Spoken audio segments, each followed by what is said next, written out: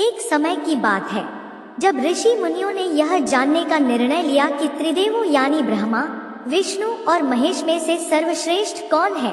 इस बात का पता लगाने की जिम्मेदारी भृगु ऋषि को दी गई। भृगु ऋषि इस बात का पता लगाने के लिए सबसे पहले ब्रह्मा लोक गए और वहां पहुंचकर ब्रह्मा देव की परीक्षा लेने लगे। उन्होंने सीधे क्रोध में पूछा, आपने मुझे प्रणाम क्यों नहीं किया?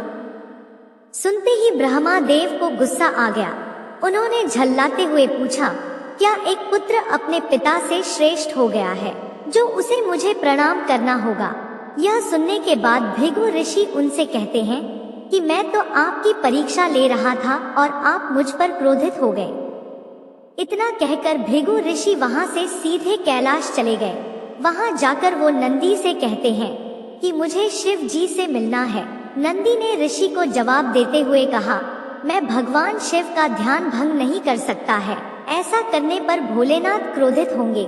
नंदी का जवाब सुनकर भृगु ऋषि खुद ही शिव जी के ध्यान को भंग कर देते हैं।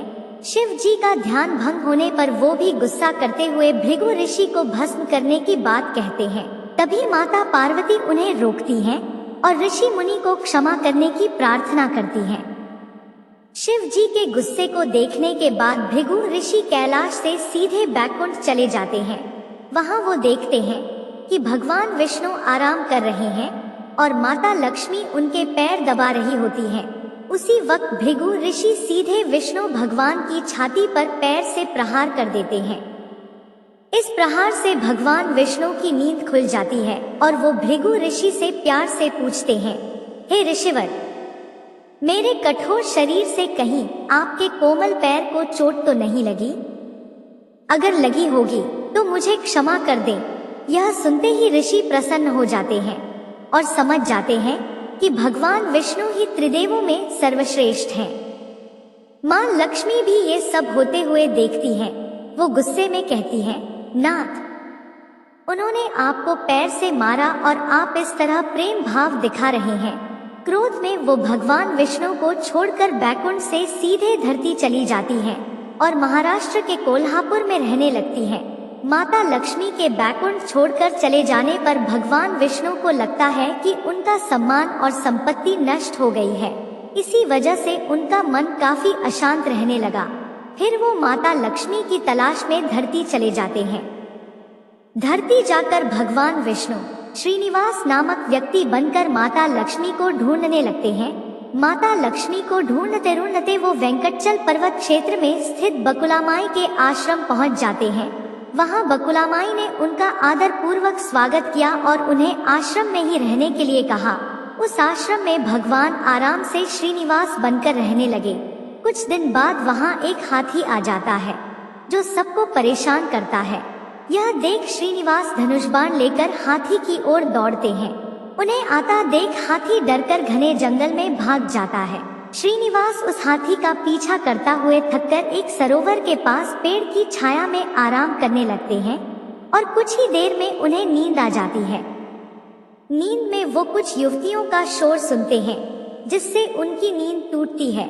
आंखें खोलते ही वो खुद को 5-6 युवतियों से घिरा पाते हैं। युवतियां श्रीनिवास को डांटते हुए बोलती हैं कि यह राजकुमारी पद्मावती का उपवन है और इस क्षेत्र में पुरुषों का आना एकदम मना है। यहाँ तुम कैसे और किस लिए आए हो? श्रीनिवास जवाब दे ही रहे थे कि तभी उनकी नजर वृक्ष के पीछे से झांकती राजकुमारी पद्मावती पर पड़ी। वो उसे देखते ही रह गए। कुछ देर में वो युवतियों को बताते हैं कि मैं एक हाथी का पीछा करते हुए यहाँ पहुँचा हूँ। मुझे बिल्कुल भी पता नहीं था कि यहाँ पुरुषों का आना मना है। मुझे क्षमा कर दे। इतना कहकर वो बकुलामाई के आश्रम लौट जाते हैं। आश्रम लौटने के बाद श्रीनिवास का किसी भी काम में मन नहीं लगा। तब एक दिन बकुलामाई उनसे उनकी उदासी की वजह पूछती हैं। उदास होकर श्रीनिवास पद्मावती के बारे में उन्हें बताते हैं और कहते हैं कि मैं उसके बिना नहीं रह पाऊंगा। बकुलामाई उन्हें कहती है कि ऐसा सपना न देखिए जो पूरा न हो सके। वह एक प्रतापी राजा चोल नरेश आकाशराज की बेटी है और आप एक आश्रम में रहने वाले कुल व गोत्रहीन युवक हैं। कुछ देर सोचने के बाद श्रीनिवास कहते हैं कि माँ, एक तरीका है, बस आपको मेरा साथ देना होगा।